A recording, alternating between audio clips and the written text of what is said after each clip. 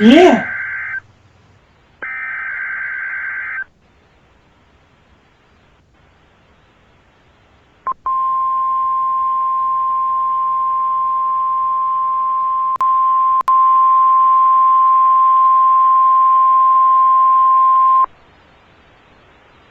The National Weather Service has issued Tornado Watch number 149, effective until 9 p.m. Central Daylight Time.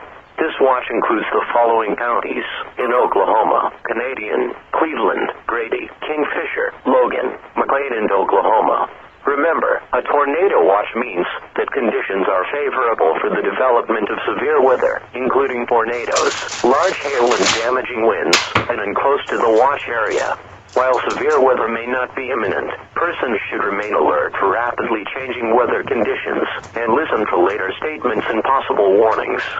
Stay tuned to NOAA Weather Radio, commercial radio and television outlets, or internet sources for the latest severe weather information.